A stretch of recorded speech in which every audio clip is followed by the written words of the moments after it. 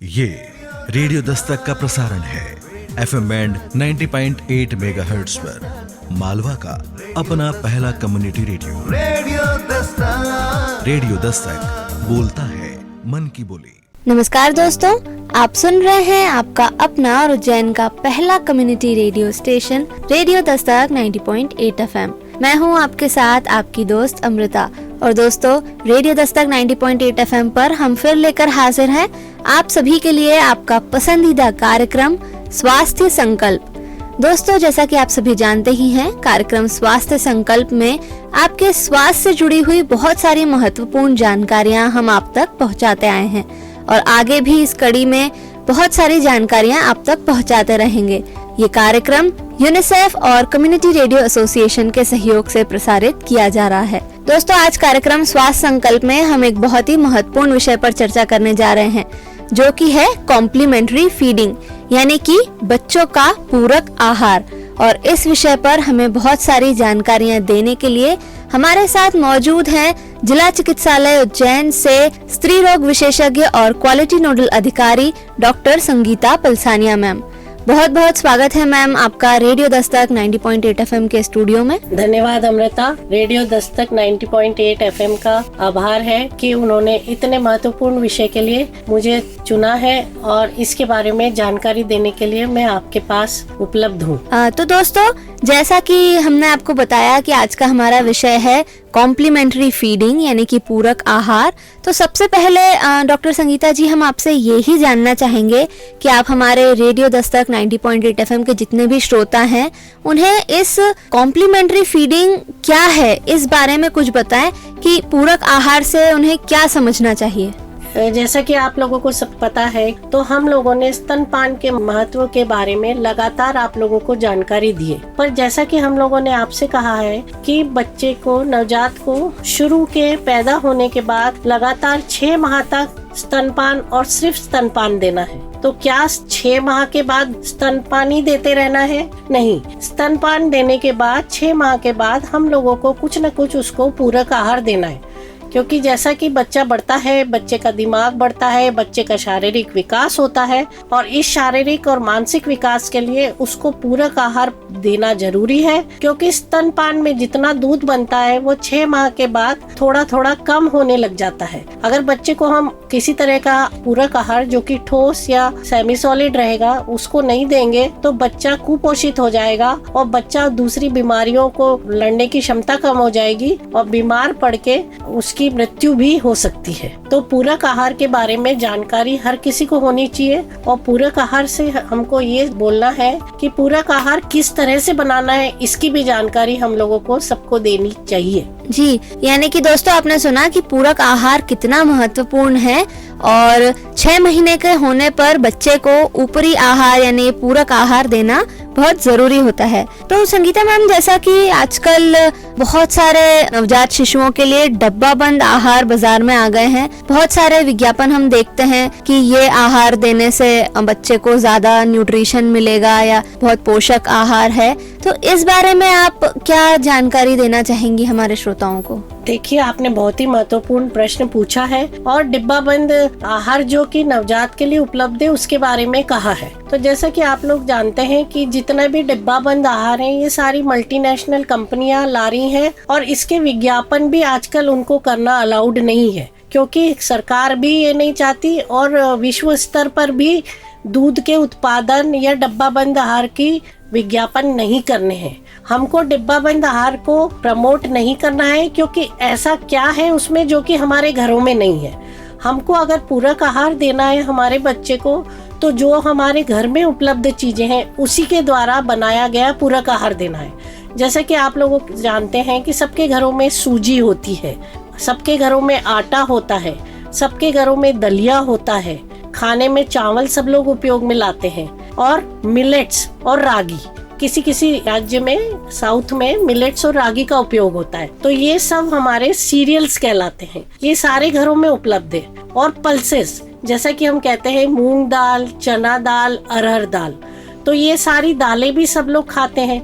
दैनिक उपयोग में हम लोग सब जो वयस्क व्यक्ति हैं उनके लिए इस तरह के लगातार दिन में घर में खाने बनते हैं। तो बच्चे के लिए भी अलग से कोई डिब्बा बंद देके आहार बनाना है, ऐसी समझाइश हम लोगों को बच्चों की माओं को या उसके परिजनों को नहीं देनी है। आपके घरों में सूजी रहती है, आटा रहता है या दलिया रहता है, तो 6 माह के बाद जब स्तनपान के साथ पूरक आहार देना शुरू करते हैं, जो कि हम लोगों के भारतीय समाज में अन्नप्राशन कहा जाता है जी, तो बच्चे को अन्नप्राशन जब होता है तब उसको खीर खिलाई जाती है। तो खीर में जैसे कि आप लोग जानते हैं कि दूध होता है, चावल होता है, थोड़ी शक्कर होती है, तो वो कंप्लीट फूड कहलाता है। तो बच्चे के लिए भी पूरक आहार इस तरह का ही उपयोग में लाना है जो कि कंप्लीट फूड रहे, उसमें किसी तरह की कमी ना रहे, चाहे वो शुगर हो जैसे कि शक्कर, चाहे वो सीरियल्स हो जैसे कि राइस, चाहे वो मिल्क हो जैसे कि दूध। तो इस तरह के पूरे तरीके की चीजें मिला के उसके लिए आहार बनाना है। और जब हम इस तरह का आहार देंगे तो बच्चे का शारीरिक और मानसिक विकास जो है बहुत अच्छे से होगा। जैसा कि आप लोगों को सबको जानकारी है कि बच्चे का सारा विकास उसके पैदा होने के 1 साल के अंदर ही हो जाता है, ये चाहे शारीरिक हो चाहे मानसिक हो। उसके बाद फिर बच्चा शारीरिक रूप से बढ़ता है पर मानसिक विकास उतना नहीं होता है। तो हम ये कहेंगे कि स्तनपान के साथ अच्छा पौष्टिक पूरक आहार देना है, जिससे कि बच्चा मानसिक और शारीरिक रूप से अच्छा बने और वह कुपोषित न हो, जिससे कि वो बीमारियों से घिर जाए। जी, ये तो बहुत ही अच्छी जानकारी आपने हमारे सभी श्रोताओं को दी। तो दोस्तों, जैसा कि आपने सुना, डॉक्टर संगीता पलसानिया जी ने हमें बताया कि आहार पूर्ण होना चाहिए और इससे बच्चे को बहुत पोषक तत्व मिलेंगे और वो अच्छे से बढ़ पाएगा, स्वस्थ रहेगा। तो मैम, आपने ये काफी सारे आहार किस तरीके से देना है ये बताया, लेकिन हम जरूर चाहेंगे कि पूरक आहार बनाने के बारे में और भी जानकारी आप हमारे श्रोताओं को दें। हम ये कहना चाहेंगे कि जैसे सूजी रहती है, सूजी को थोड़ा घी डाल के सेका जाए, फिर उसमें थोड़ा दूध डाला जाए, जिससे कि थोड़ा सा गाढ़ा सेमी सॉलिड टाइप का घोल बने और इसको चम्मच द्वारा बच्चे को खिलाया जाए। और ऐसा कहा जाता है कि जब बच्चा अच्छे से भूखा हो तब शुरू में उसको पूरक आहार दिया जाए और उसके बाद उसको स्तनपान कराया जाए।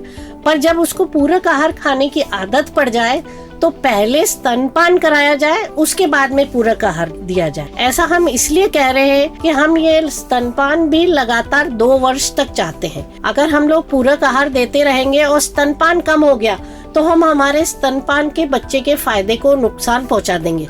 तो शुरुआत में जब बच्चा अच्छा भूखा हो तब पूरक आहार देके बाद में स्तनपान दिया जाए, पर जब उसके बच्चे की पूरक आहार की आदत पड़ जाए तो पहले स्तनपान कराया जाए, जिससे कि माँ के स्तनपान में दूध की कमी ना आए और उसके बाद पूरक आहार खिलाया जाए।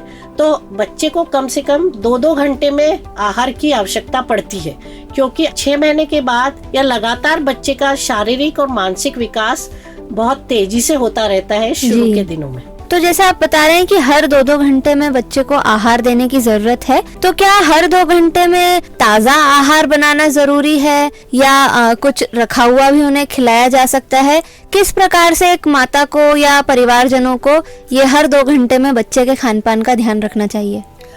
ये आप सही कह रहे हैं। जैसा कि सारे घरों में मूलतः होता है कि हम लोग 2 से 3 बार खाना बनाने की आदत रखते हैं। एक नाश्ता किया जाता है, एक दोपहर का भोजन किया जाता है, एक रात का भोजन किया जाता है। तो इस 3 समय में जो भी घर में बन रहा है, बच्चे को हम लोग बगैर मिर्ची का वो खाना उपलब्ध कराएं।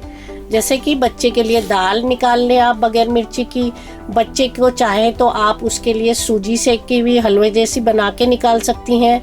बच्चे को चाहे तो आप आधी रोटी लेके दाल के अंदर उसको डाल दीजिए। रोटी जब गल जाएगी मसल के उसको छान के चन्नी में से, शुरुआती दिनों में 6 से 8 माह का जब बच्चा है तब ऐसा सेमी सॉलिड बना के दीजिए। ज़्यादा बड़े बड़े टुकड़े उसको निगलने में परेशानी होगी और बच्चे को गले में अटक भी सकते हैं। बाद में बच्चा जब 1.5 से 2 साल का हो जाता है तब आप उसको प्लेट दे के अलग से उसके सामने रोटी रख के धीरे धीरे उसको भी अपने हाथ से खाने की आदत डालिए। तो इस तरह से हम ये कहना चाहेंगे कि जो हमारे घर में आहार बन रहा है उसमें से हमको बच्चे को देना है। पर अगर हम लोग हर टाइम गर्म बनाने की गुंजाइश में नहीं रहते हैं तो जो हम लोग आटा सेक के रख सकते हैं, सत्तू रख सकते हैं घर में, रवा सेक के रख सकते हैं। और जब हमको उसको बच्चे को देना है तो दूध गर्म करिए, गर्म दूध को उसमें रवे में मिलाइए और शक्कर डालिए, थोड़ा सा उसमें घी डालिए और आपका बहुत बढ़िया परफेक्ट फूड बन जाएगा, जो बच्चे को पूरक आहार के रूप में आप दे सकते हैं। यानी कि इस तरीके से कुछ तैयारियां करके रखी जा सकती हैं और बच्चा जब भी भूखा हो उसी टाइम तैयार करके उसे खिलाया जा सकता है। मैम, जैसा कि अभी आपने थोड़ी देर पहले ये भी कहा था कि पूरक आहार के साथ साथ स्तनपान भी कराना जरूरी है, तो जैसे 6 महीने तक सिर्फ स्तनपान किया और फिर 6 महीने के बाद पूरक आहार शुरू किया, तो उस दौरान स्तनपान के बारे में हम चाहेंगे थोड़ा सा और विस्तार से आप हमारे श्रोताओं को बताएं कि जो नवजात की माताएं हैं वो किस प्रकार से आहार और स्तनपान का बैलेंस रख सकती हैं, कितनी बार स्तनपान कराना है, कितनी बार खिलाना है, इस बारे में थोड़ी सी जानकारी दें। जैसे कि मैंने कहा है कि बच्चे को 6 माह के बाद लगातार 2 साल तक और स्तनपान कराना है, पर चूंकि स्तनपान कराने में जो दूध बनना रहता है वो जैसा 6 माह तक बनता है 800 ml से लेकर 1 लीटर तक, वो बाद में बनना कम हो जाता है और बच्चे की ग्रोथ तो लगातार चलती ही रहती है क्योंकि बच्चा बड़ा हो रहा है। तो इस मामले में हमें ये ध्यान रखना है कि बच्चे को जब हम लोग पूरक आहार दे रहे हैं तो कम से कम 2-3 घंटे में देते रहें, और जब भी पूरक आहार दें तो साथ में स्तनपान भी आवश्यक रूप से कराएं। पर जैसा मैंने पहले आप लोगों को बताया कि पहले स्तनपान कराएं फिर पूरक आहार दें, तो जो पेट उसका स्तनपान से नहीं भर पाएगा, ऊपर से हम लोग जो पूरक आहार देंगे उससे भर जाएगा, तो बच्चे में ग्रोथ अच्छे से होगी और उसका शारीरिक विकास भी अच्छा होगा और मानसिक विकास भी अच्छा होगा। जी, तो दोस्तों हमें पूरी उम्मीद है कि डॉक्टर संगीता पलसानिया जी ने ये जो जानकारी दी ये आपने ध्यान से सुनी होंगी और अब आपको समझ में आया होगा कि किस प्रकार से एक नवजात शिशु के खान पान का, स्तनपान का, पूरक आहार का ध्यान रखना है। मैम, ये आपने बहुत अच्छी जानकारियां पूरक आहार के बारे में बताई कि किस प्रकार से और क्या क्या खिला सकते हैं। हम ये जरूर चाहेंगे कि आप हमारे रेडियो दस्तक के श्रोताओं को पूरक आहार के क्या क्या और फायदे हैं ये भी जरूर बताएं, ताकि वो पूरक आहार को ठीक से खिलाने का और समय से खिलाने का महत्व समझ सकें। जैसे कि आपने कहा कि पूरक आहार के बहुत सारे फायदे, अभी ये देखा जा रहा है कि हमारे भारत में या विश्व में भी कुपोषण से शिकार बच्चे बहुत हो रहे हैं। जी। कुपोषण का तात्पर्य ये रहता है कि बच्चे को पूरा तरीके से हम लोग पूरक आहार नहीं दे पाते, स्तनपान तरीके से नहीं हो पाता, तो बच्चे की जो ग्रोथ है वो कम होने लग जाती है और बच्चे के पास बीमारियों का डेरा हो जाता है। और जैसे बीमारियां आ जाती हैं, जैसे ही बच्चा बीमार होता है तो उसकी ग्रोथ और कम होने लग जाती है। तो इस तरह से ये आपस में एक दूसरे से मिलके बच्चे को कुपोषित कर देते हैं। बच्चे की आंखें, चेहरा बड़ा हो जाता है, पेट निकल आता है, लिवर उसमें बढ़ जाता है, हाथ पैर दुबले पतले हो जाते हैं और कुपोषण का शिकार बच्चा फिर मृत्यु के लिए कभी भी बीमारियों को सकम हो जाता है और उसके बाद उसकी मृत्यु हो जाती है। जी। तो पूरक आहार हम लोगों को ध्यान रख के बहुत अच्छे से देना है बच्चों को, और इस बात का भी ध्यान रखना है कि जैसे कहा जाता है कि 6 महीने के बाद दाल का पानी दिया जाए और चावल का पानी दिया जाए, चावल का मांड दिया जाए, तो ये सब पूरक आहार नहीं कहलाता। बच्चे को आपको ठोस सेमी सॉलिड देना है, जो कि आपने दाल चावल मिला के उसको पीस के छान के बनाया है। उसमें एनर्जी के रूप में थोड़ा घी भी डाल दीजिए और उसमें अगर हो आपके पास तो 1-2 सब्जियां भी डाल दीजिए, जिससे कि उसको मिनरल्स, विटामिन्स और सारे खनिज पूरे मिल जाए और बच्चे की ग्रोथ अच्छे से हो, कुपोषण न हो, बीमार न पड़े और स्वस्थ रहे। जी, तो जैसा कि आपने कहा कि कुछ सब्जियां वगैरह भी मिला सकते हैं, तो इसमें मौसमी फल सब्जी खिला सकते हैं या कौन से फल सब्जी का इस्तेमाल करना चाहिए? हाँ, आपने बहुत अच्छा प्रश्न पूछा है। केला है जो कि एक बहुत ही अच्छा फल है, जिसमें बहुत अच्छे से विटामिन सी होता है, आयरन होता है और कैल्शियम होता है। बच्चे को आप केला मैश करके खिला सकते हैं। बच्चे को केला आप थोड़ा दूध में मिला के स्मूदी जैसा बना के भी खिला सकते हैं। बच्चा जब 6-7 महीने का हो जाता है तो उसको हाथ में पकड़ने की कुछ इच्छा होने लग जाती है। छोटा छोटा टुकड़ा अगर केले का वो पकड़ता है, पर इस बात का ध्यान रखना है कि पूरक आहार देते समय साफ सफाई का बहुत ध्यान रखना है। नहीं तो ऐसा भी हो सकता है कि पूरक आहार तो हम बच्चे के शारीरिक ग्रोथ और मानसिक ग्रोथ के लिए दे रहे हैं और कहीं उसको संक्रमण हो रहा है और उसके फायदे की जगह उसे नुकसान हो जाए। तो जब भी पूरक आहार बनाया जाए, जो भी बना रहा है बच्चे के लिए आहार, उसको अच्छे से साबुन से हाथ धोना है, सारे बर्तन अच्छे से साफ करने हैं, खाना पूरा अच्छे से उसको गर्म करके बनाना है। गर्म करके बनाने से सारे कीटाणु वैसे ही मर जाते हैं। और जब माँ या कोई परिजन बच्चे को खिलाने बैठे तो बच्चे के भी हाथ धोए और जो खिला रहा है वो भी अपने अच्छे से हाथ धो के बच्चे को पूरा आहार दे, तो हम उसको किसी भी तरह का संक्रमण ना होने दे, ये इस बात का ध्यान रखना है। फल जो कह रही हैं आप, एक तो केला खिला सकते हैं, आप चीकू खिला सकते हैं। चीकू को भी मैश करके चलनी में से निकाल के खिला दीजिए, और एप्पल को भी थोड़ा सा स्टीम करके उसको मैश करके चलनी में से निकाल के ये फल खिला सकते हैं। पपीता भी बहुत अच्छा फल है, और ऐसा कहा जाता है जैसे पपीता है और सेब फल है, ये जितने भी येलो कलर के फल हैं, इनसे विटामिन ए बच्चे को अच्छे से मिलता है, और विटामिन ए उसकी रोग प्रतिरोधक क्षमता को अच्छी करता है। बच्चा उस रोग से पीड़ित नहीं होता है और उसमें इम्यूनिटी आ जाती है। जी, और क्या सभी प्रकार की सब्जियां भी इतने छोटे बच्चे को खिलाई जा सकती हैं? सभी प्रकार की सब्जियां बच्चे के दाल चावल की जो खिचड़ी बनती है उसमें डाली जाए, और वो जो हम लोग कुकर में बना लेते हैं जैसे दाल चावल की खिचड़ी, उसमें सब्जियां भी गल जाती हैं। फिर उसको मैश करके उसको चलनी में से निकाल के शुरुआती दिनों में 6 से 8 माह के बच्चे के लिए इस तरह से जाली से निकाल के दीजिए। उसके बाद आप चम्मच से घी डाल के उसमें खिला सकते हैं। और सब्जियां तो जैसे आप शुरू में अगर बच्चे को खिलाएंगे सब तरह की, तो धीरे धीरे वो सब सब्जी की आदत डालेगा। नहीं तो आजकल जैसा हम लोग देख रहे हैं कि कितने बच्चे गिलकी नहीं खा रहे, कितने बच्चे लौकी नहीं खा रहे। आजकल बच्चों को शुरू से जब हम लोग नहीं खिलाते हैं तो फिर उनके टेस्ट बड डेवलप हो जाते हैं। फिर बच्चे अगर वो सब्जियां नहीं खाए हुए रहते हैं तो फिर वो बाद में भी वो सब्जी खाने के लिए अपने माता पिता को हाँ नहीं भरते। तो इस बात का हमें ध्यान रखना है कि शुरू से 6 माह के पूरक आहार में हर चीज जो बनाई जाए उसमें किसी न किसी रूप में थोड़ी थोड़ी सब्जियों का भी समावेश करा जाए, जिससे कि उसको खनिज और विटामिन सब मिल सके और बच्चे को तंदुरुस्ती मिल सके। जी, ये बहुत ही अच्छी जानकारी आपने दी। दोस्तों, हमें उम्मीद है कि आप हमारे कार्यक्रम स्वास्थ्य संकल्प में आज जो doctor Sangeeta Palsania ma'am complementary feeding यानी पूरक आहार के बारे में इतनी सारी महत्वपूर्ण जानकारियां दे रही हैं, ये आप ध्यान से सुन रहे होंगे। और अगर आपके घर में भी कोई नवजात शिशु है या आपके परिचित में कोई नवजात शिशु है तो आप उनको भी ये सभी जानकारियां देंगे, और जो भी ये महत्वपूर्ण बातें हैं पूरक आहार से जुड़ी हुई, ये सभी इसका पालन करेंगे ताकि बच्चा स्वस्थ रहे और अच्छे से बड़ा हो सके। संगीता मैम, हम आपसे आगे ये जानना चाहेंगे कि जैसा कि अभी कोरोना का दौर था, इस समय में सभी को रोग प्रतिरोधक क्षमता की बहुत ज्यादा जरूरत थी, और ऐसे में एक माता और शिशु के लिए भी अच्छी इम्यूनिटी होना, अच्छी रोग प्रतिरोधक क्षमता होना बहुत जरूरी है ताकि वो संक्रमण से बचे रहें। तो बच्चों में ये रोग प्रतिरोधक क्षमता बढ़ाने के लिए उन्हें किस तरीके का आहार दिया जा सकता है जो पूरक आहार में आता हो और उनकी रोग प्रतिरोधक क्षमता भी अच्छी बनी रहे? अच्छा प्रश्न पूछ रही हैं अमृता जी आप। रोग प्रतिरोधक क्षमता के लिए हम लोगों को बच्चों के आहार में इस बात का ध्यान रखना है कि हर जो भी आहार हम बनाएं उसमें कम से कम 1 चम्मच तो हम उसमें घी वसा डालें।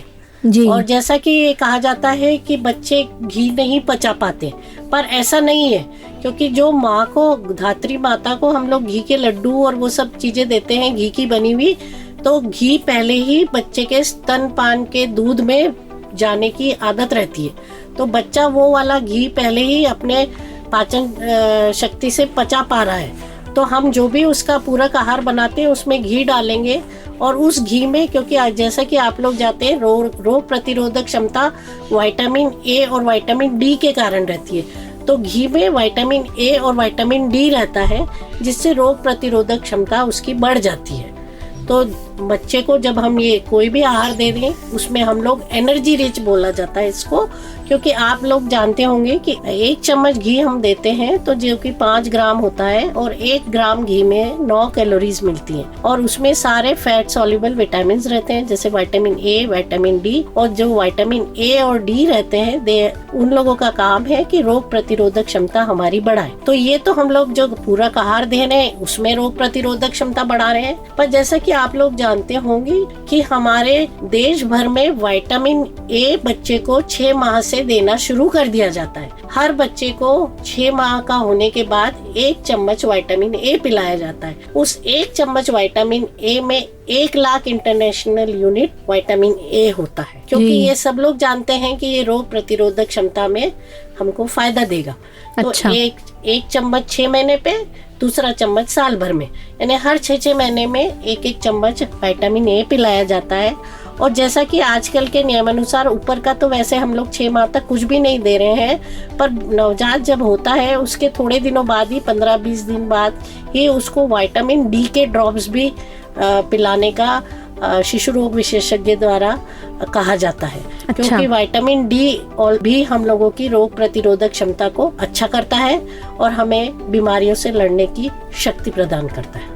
जी, तो ये तो बहुत ही अच्छी जानकारी थी। दोस्तों, हमें उम्मीद है कि आपने अच्छे से सुना होगा और इन सभी बातों का जरूर ध्यान रखेंगे। डॉक्टर संगीता पलसानिया जी, आज आप यहाँ पर रेडियो दस्तक 90.8 FM के स्टूडियो में आई और इतनी सारी अच्छी जानकारी दी। अंत में हम यही चाहेंगे कि आप क्या संदेश देना चाहेंगी रेडियो दस्तक 90.8 FM के माध्यम से हमारे उज्जैन वासियों को, हमारे मालवा के सभी लोगों को? मैं रेडियो दस्तक 90.8 FM के माध्यम से ये संदेश देना चाहती हूँ कि इस बात का हमारे समाज जन सब लोग जागरूक रहें कि जब बच्चा पैदा होता है तो स्तनपान शुरू उसका 1 घंटे के अंदर या ज्यादा से ज्यादा आधा घंटे के अंदर कराया जाए। 6 माह तक लगातार एक्सक्लूसिव ब्रेस्ट फीडिंग करी जाए और 6 माह के बाद पूरक आहार जो कि ठोस सेमी सॉलिड है, जिसमें अच्छे से प्रोटीन विटामिन है, वैसा आहार ही बच्चे को उपलब्ध कराया जाए, न कि दाल का पानी या चावल का मांड।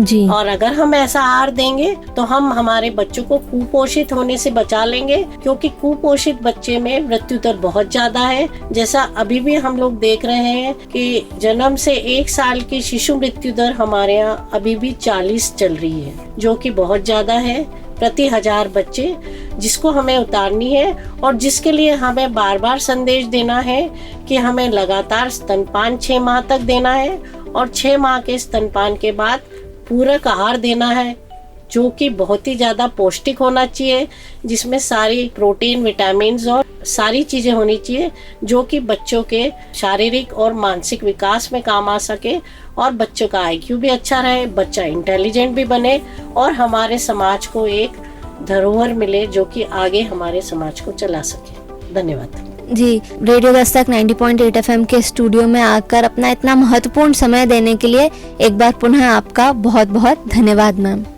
ये है आपका अपना उज्जैन का पहला community radio, radio Dastak 90.8 FM। सुनेगा उज्जैन, बढ़ेगा उज्जैन।